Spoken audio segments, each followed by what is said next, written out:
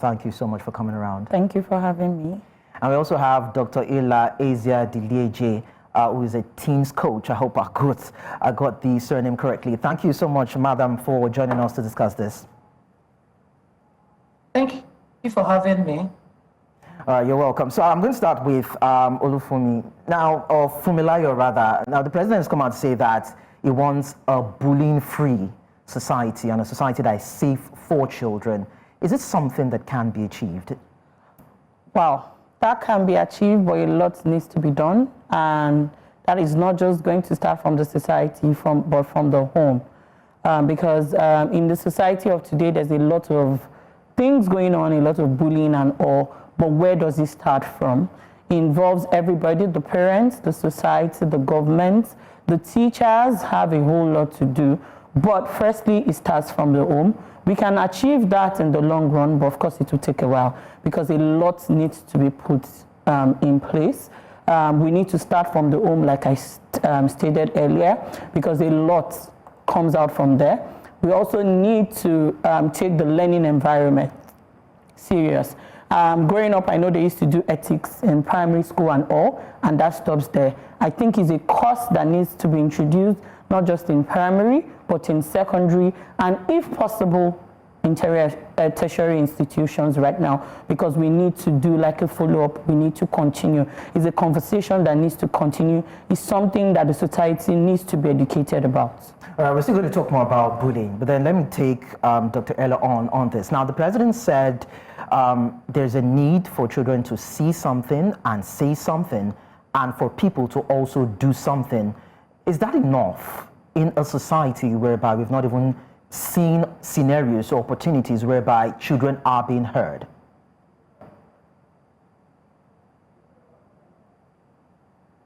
Okay, thank you for that question. Well, it's a good start. Seeing something, saying something is a good start, but it's nowhere near enough. Now, for a child to be comfortable enough to see something, your child must have some sort of trust in the system, knowing that the system will take their concerns and safety as top priority and punish the offender. This is the problem. Now, when I was growing up, my family, just like Olufumilayo said, it starts with the family. In my family, it was a crime to say certain words. There are things you can't say, even things as little as get out, you can't say it. The moment you do, the consequences are so dire. Right now, I am passing the same to my kids. Now, when it comes to seeing something and saying something, if a child reports what he or she has seen, whether he or she was bullied or he or she witnessed someone being bullied, the school, the family, the community, they do not take action. They do not protect the child. They do not, lay out the consequences and follow through. Because at least African parents are beginning to sort of transition, from childhood, because that's what we used to think. They will tell you to man up, take it, it's part of it. You're in boarding school, you're bullied. Normally, our parents never really took it seriously. But now, for the president to make a speech about it, I am very, very happy. So it's a good start, but it has to have serious follow-through and serious consequences. Now, I come back to Fumilayo. Now, what influences a child into becoming a bully? And how can those who are victims of this navigate the situation? Okay, so a lot influences, and unfortunately, it still falls back to the home.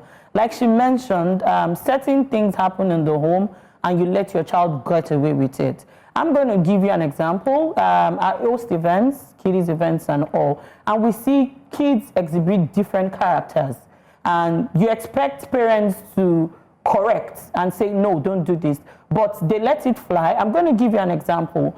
So some kids are queued for popcorn, and a particular girl was crying, and her mother came, we were giving a boy, and collected it from the boy and gave it to her daughter because her daughter is crying.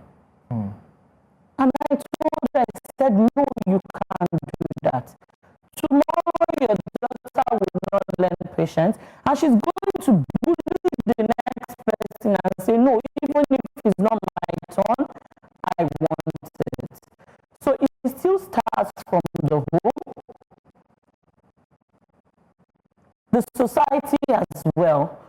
When you see things go wrong, gone are those days where when we were growing up, if I should do something, I know even before my mom comes, the neighbor is going to beat me. I can't do that. But that is no longer existing. Yes, we can't have that because times have changed, but we need to start from the home. We need to correct our children when things are wrong. And I am still of the very strong opinion that the schools, not just the primary where we teachers shouldn't use certain words, teachers shouldn't use certain words, uncles and aunties shouldn't use certain words. Because when you start using those words or when you start doing those things and kids see, oh, they're getting away with it, then it becomes a norm. And even couples need to watch the way they speak to themselves, certain things they say. Fathers shouldn't bully their wives in front of their kids. So it's a whole lot the society has to do, but it should start from the home and the school, because those are the primary thing a child will see before even going to the society at large. And also social media. I don't know how we want to do that, but that is also a key factor. Okay. Now, Dr. Ezia Dileji, now looking at today's society, would you say that the real burden rests in raising the children of our dreams for sort of a country that we have? Because I don't know how we are going to raise children that will not be bullies, would love each other, when we also do not even have parents that actually love, themselves, or even adults that actually love one another.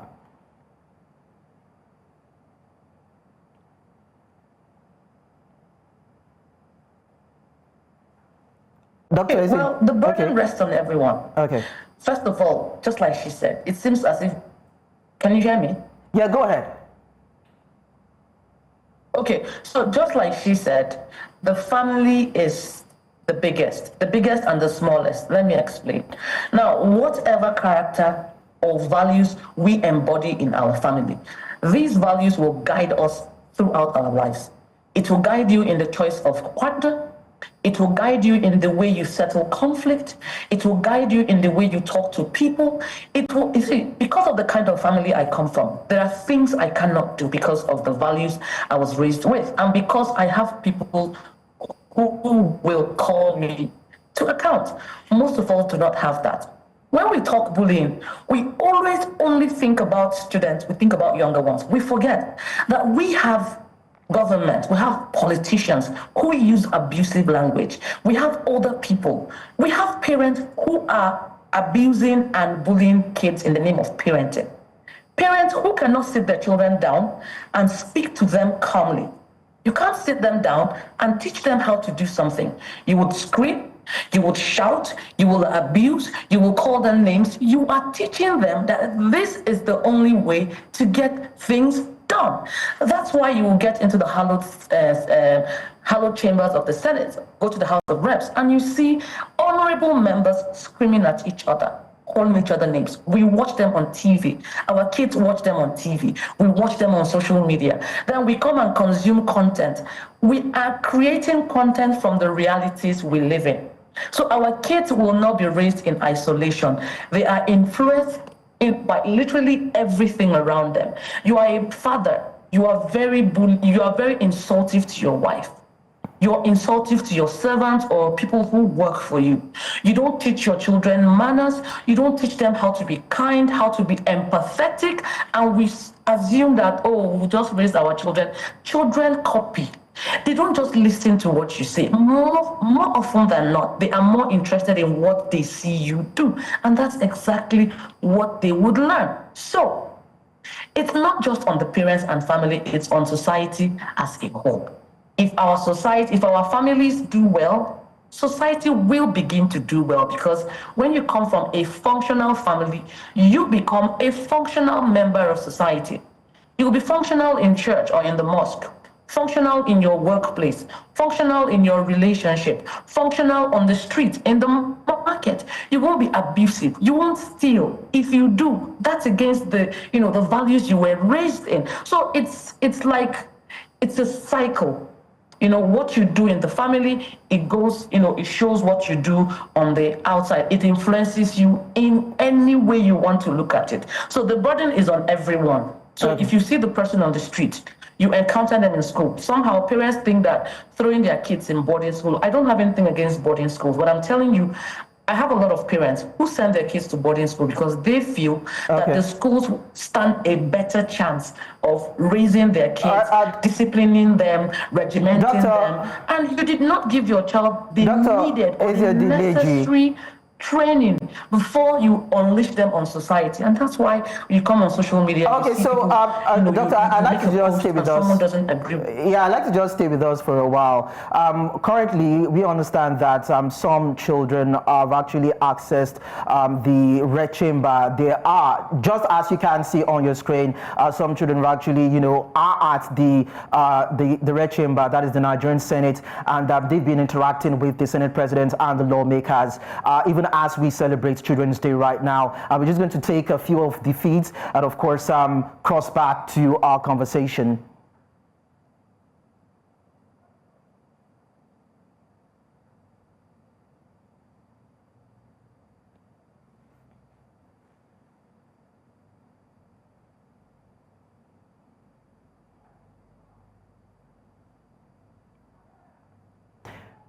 Okay, and so on your screen you can see the Senate President, Godswill Akpabio, having a handshake with some of the children right here in the Red Chamber. And of course, there were sorts of interaction between the lawmakers and these children. And it's all about celebrating the children and letting them know that they are focal to the growth of the country, and everyone is hoping that they would have a safe environment where they can grow, thrive, aspire to be great, and of course do great things. But from Layo, you would agree with me that it goes beyond handshake and talks and rhetoric. You would agree with me. But then if you were to look at what the leaders should do for children, most especially in Nigeria, what are those things you think would be critical for Nigerian children's growth? Okay, so number one, like she said, what are they portraying to these children? This is a wake-up call to them. Like you said, it's not just about the handshake. A lot has been going on in that Senate House especially. I think today they should reflect and see, are we really laying a good foundation for the future leaders? Also, I believe they should look into the education sector and do more institutions, more technical colleges, more art and crafts, more growth for the children. It's not just about the handshake, because it goes beyond that. So they need to do more in terms of portraying, giving a good picture to the kids. They should reflect on that today especially. Do more in our education sector, and also give a better living condition for these children. A lot of parents are currently struggling to pay fees, to pay WAEC. This is also to reflect on what happened with JAM. A lot of children's hopes were dashed, if not for the retake. Even with the retake, some are still not finding it funny. I think we need to create a better society for our future leaders in terms of education, what we portray, do more for the girl child as well. They really need to look into that. I don't want to give some instances because we are not here today for that. We just want them to, our leaders, to do better. And as a society, as parents, will also do better. And talking about doing better, Dr. Ella, we have a lot of out-of-school children, and we have legislators who daily or on basis, as demanded, would come up with policies and legislations in order to make Nigeria better, so to speak. But we've not seen them really being critical about policies that can enhance the growth and the well-being of our children. What would you be looking out for? Looking at deliberations on the floor of the Senate for the children moving forward? Our country, somehow, we have not prioritized education. It's the honest truth. We haven't prioritized education, especially public education. Now, the country has gotten so hard that even free education, some parents cannot afford it. Free education, because you have to buy uniforms, you have to buy some books and buy. These people are hungry. Now, the schools themselves, I have been to some public schools, we go for advocacy and all that. And when I step into those schools, my heart bleeds because I am thinking, a nation that doesn't prioritize their young, who are you handing over the baton to? What kind of future are we working towards? These are the people who will, compare or who will compete with people in China, people in Japan, people in the US, people in Canada, people in the UK, these children. So it's like the elite. They are in a world of their own, I am sorry to say, and they do not understand what these people need. We are asking for the basics, and what are the basics? A conducive atmosphere for them to learn. That is schools with roofs, schools with chairs, schools with teachers, schools with the apparatuses that we need to encourage learning. Most government schools, whether primary or secondary, they do not have this. I don't know if it's the state government or if it's the federal government. Even the federal schools are not faring any better. And we need to understand that after making these speeches every 27th of May, they need to ensure that the children you're making these speeches for, after the speech, you go back to in fact, we're even tired of the drawing board. We're tired. Because the problem isn't the policies, it's the implementation. I don't think we need new policies. On paper, these policies look beautiful. They look as if they will set us on the right path. But the problem is implementation. The problem is in not putting in enough money into the system. They would build schools. Here in River State, we have beautiful buildings where, schools were renovated, but we do not have labs in the school. How can somebody you're a science student, you're even writing WAEC, you've never really entered any workable lab. What are you going to write about? You're doing computer science. You have not touched one before. So our education leaves a lot to be desired. I'm talking of public education because the private education, these are for those who can afford, and they are getting fewer and far between. So our education needs to take a bold step forward. I'm not talking about sending them abroad. There's some policies we do, and I think maybe we're not thinking right. Arrange the schools we have here. They would give us what we need. It isn't so hard. It's not rocket science.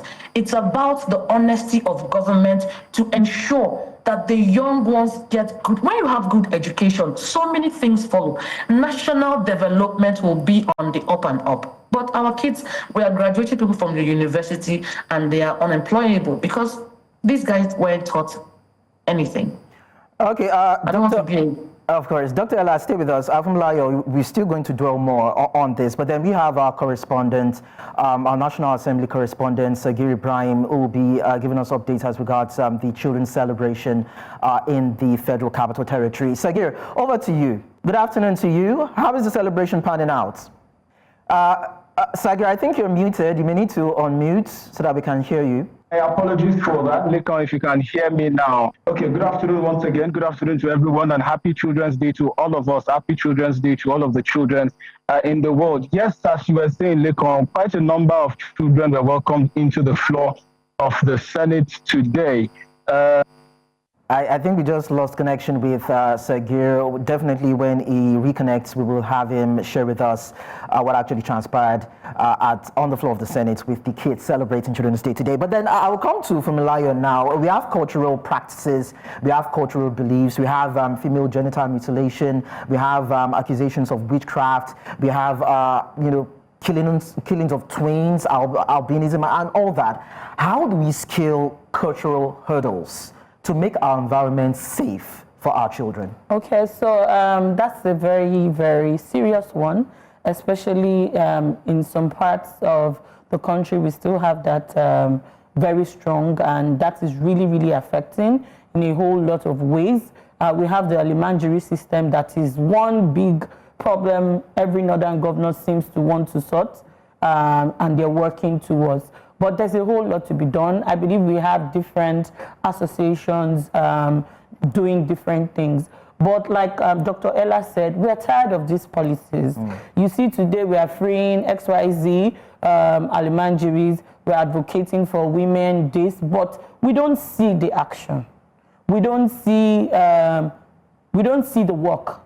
A lot needs to be done. We don't know if it's from the federal government, if it's from the state, or even individuals, because I've come to realize that it's not just about the government. Even the individuals that are employed or taxed to do these things certainly do not do it.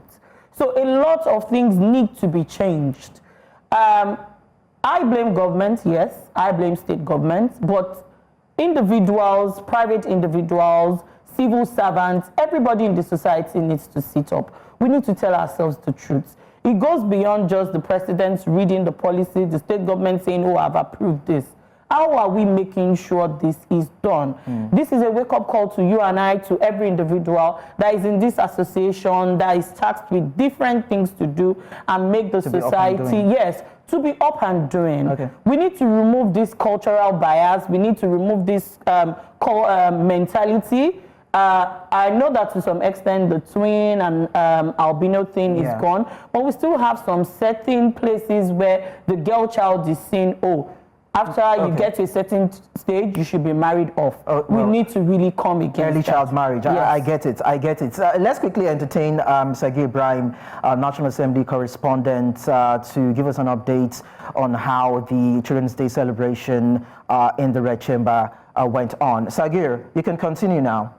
Yes, good afternoon, Lekon. Good afternoon to everyone in the studio. Happy Children's Day to all of us and, of course, all the children across the world. So today, Order 12 of the Senate rule was suspended to allow for the Senate chamber to welcome these children from different schools from within the city center to observe the Children's Day celebration with lawmakers in the chambers of the Senate. As you can see in the visuals, you can see some of these children greeting the Senate leadership. As the case is, of course, today serves as yet another platform for Nigerians, well-meaning individuals, and of course even these children to champion the cause that affects them directly. It's about the access to quality education, it's about the access to better living conditions, and of course it's about the access to bettering the lives of these children. So the Senate President, of course, we express the commitment of not just the National Assembly and the National Assembly leadership, but also that of the government, pledging that they will continue to do what is necessary to ensure that the rights of these children are protected. Of course, you know, in the National Assembly, they passed a law, the Child Rights Act, of course, which they've been calling for amendments for the longest of time. They made pledges to ensure that this is amended to ensure that these children, you know, get the right kind of upbringing that they do need to mold them into the kinds of adults that Nigeria requires, you know, to champion the cause of a better tomorrow, not just for these children, but of course for all of us. So you can see in the pictures and in the videos, the President of the Senate, you know, exchanging pleasantries with these children, spread across different schools, including the schools for the gifted, as you can see. And of course, they also pledged to reach out to these children in these different schools and of course provide relief materials to them as they champion the cause going forward. We understand that beyond talks and recommendations, there's need for decisive and intentional implementation of all these discussions and policies. Sagir Ibrahim, thank you so much for sharing the updates with us. And I also want to say a big thank you to Dr. Ella and, of course, Funmilayo Joe. Thank you so much for coming around to talk as we celebrate our children. Happy Children's Day to you.